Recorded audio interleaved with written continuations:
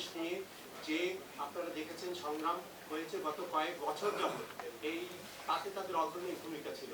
High court supreme কোর্টের যে আদেশ এসেছে তাকে স্পেশাল নোটিশ দেওয়ার যে বিভিন্ন এইটা ডেইলি স্টার বলেন অন্যান্য আরো অনেকগুলো পত্রিকা আছে, সবাই কাজ করছে এবং তাদের ধন্যবাদ জানিয়েছে যে তারা পাবলিক প্রপার্টি রক্ষার জন্য যে কাজ করে যাচ্ছেন এটা খুবই তারা আমরা কৃতজ্ঞচিত্তে তাদেরকে আমাদের জাতিকে স্মরণ করা উচিত বলে আমরা মনে করি এবং সাংবাদিকরা অভিযুক্ত হবেন না বলে আমি মনে করি। আমি বেশি সময় নিতে চাই না, আবার একটু সময় না দিলে দুটি কথা বলতেও পারবো না, কারণ খুব অ্যানালিটিক্যাল। তবে আমি আমার ইয়েতে আছে যে এই রোজার দিনে যদিও খাবার দাবার ব্যাপার নেই, তবু আপনাদের ভারাক্রান্ত করতে চাইবো না। আমাদের একটা কাগজ তো আপনাদের কাছে অলরেডি দিয়ে দিয়েছে, এটি একটা সার বক্তব্য এটি দেওয়া হয়েছে। আমার যে আপনারা যারা নদী কর্মী, নদী নিয়ে কাজ করছেন এবং নদী পাড়ের লোকজন এখানে যারা এসছেন নেতৃবৃন্দ, তারা জানেন যে দেশের নদীর অবস্থাটা কি। সো আমার তরফ থেকে, যেহেতু আমি নদী রক্ষা কমিশনের চেয়ারম্যান ছিলাম, আমি ল্যান্ডের সচিব ছিলাম, ভূমি আপিল বোর্ডের চেয়ারম্যান ছিলাম, স্পার্টসের চেয়ারম্যান ছিলাম, তো অনেক জায়গায় আমি বহু জায়গায় চেয়ারম্যান ছিলাম। আমার মানে চেয়ারম্যান এগুলো লিখতে গেলে বহু ইয়ে লাগবে।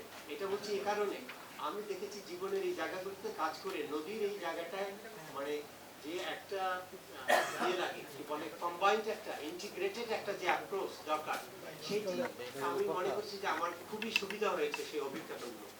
এনিওয়ে আজকে যে বিষয় নিয়ে বলবো খুবই সংক্ষিপ্ত আকারে আমি বলতে চাই যে আমাদের করণীয় কি, একটা অ্যাকশন হোয়াট উই নিড, শুধু অ্যাকশন প্ল্যান না, প্ল্যানের কথা বলছি না, সরাসরি অ্যাকশনে যেতে হবে। প্ল্যান করে আছে অ্যাকশন প্ল্যান, তাই না? প্ল্যান একটা অ্যাকশন করলাম, অ্যাকশন নেই, এর কোনো টাইম টেবিল নেই, এর কোনো ক্যালেন্ডার নেই, সেটা তো হবে না।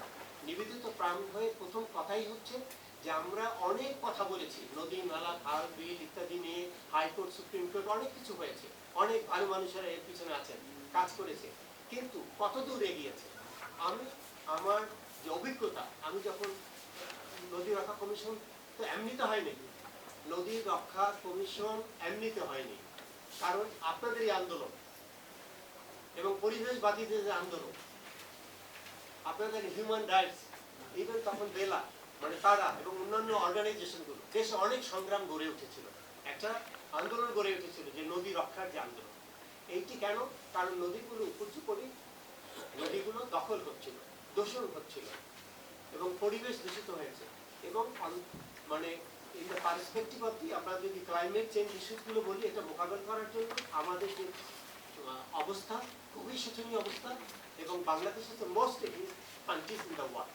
কখনো আমরা 6th, কখনো 7th পজিশন ওই দিক থেকে। ফলে এটা নদীমাতৃক দেশ, আমাদের নদী নালা খালবিল এটাই আমাদের জীবন, আমাদের জীবিকা, এবং এটি আমার ইতিহাস, আমার ঐতিহ্য, সব কিছু, সেটি আপনারা ভালো জানেন। এই প্রেক্ষাপটে এত গুরুত্বপূর্ণ যেটি নদী, এবং সেই নদীকে কিন্তু, নদীর জন্য আমি বলবো গত কয়েক বছরে কিন্তু আইনের যে ভিত্তি আগেও ছিল, এবং সেই আইনের ভিত্তিকে আরো স্পষ্ট করে দেওয়া হয়েছে হাইকোর্টের 3টা আদেশ, খুবই উল্লেখযোগ্য। 3503 এটি সেই 8-9 ওই সময়। তারপরে তো আপনার আর